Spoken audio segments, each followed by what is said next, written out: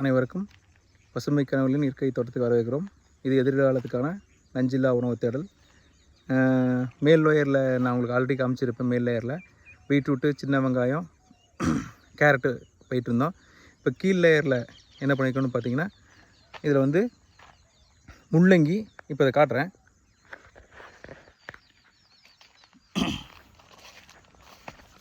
இதில் பாருங்கள், முள்ளங்கி இந்த இப்போ தான் காய் இவ்வளோ தூரம் வந்துருச்சு. போட்டு 1 மாதம் ஆகுது. முள்ளங்கி ஒரு லேயர் போட்டுக்கிறோம்.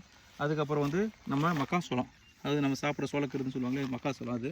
அப்புறம் பார்த்திங்கன்னா ஒரு லேயர் வந்து பூசணி, நம்ம பரங்கிக்காய்ங்கிற பூசணி இது போட்டுக்கிறோம். இந்த சோளத்தோடு சேர்ந்து தட்டைப்பயிரும் போட்டுக்கிறோம். இது தட்டைப்பயிரும் போட்டுக்கிறோம். களையை வந்து எடுக்கலை, ஏன்னா இப்போ பூசணிக்காய் வந்து மேலே மூடிடும். பூசணிக்காய் மேலே முடிச்சுன்னா களை நின்றுக்கும். ஆளை வந்து எடுத்துட்டோம். பாருங்கள், அவ்வளோவுக்கு வந்து நல்லா அடர்த்தியாக போட்டோம். அடர்த்தியாக வந்திருக்கு. எல்லாத்துலேயும் வந்து காய் வச்சுருக்கு. இப்போ இதெல்லாம் காயெல்லாம் பெருசாக வந்துருச்சு. அது மாதிரி ஃபுல்லாகவே இருக்குது. இது வந்து கீழ் லேயரில் நம்ம போட்டுக்கிற பயிர் சுழற்சி மெத்தடு. இது கீழ் லேயரில் ஒரு 60 சென்ட் இந்த மாதிரி யூஸ் பண்ணியிருக்கிறோம். இது ஒரு முயற்சி தான். அதில் எந்தளவுக்கு பலன் தரணுங்கிறத போக போக பார்க்கலாம். நன்றி.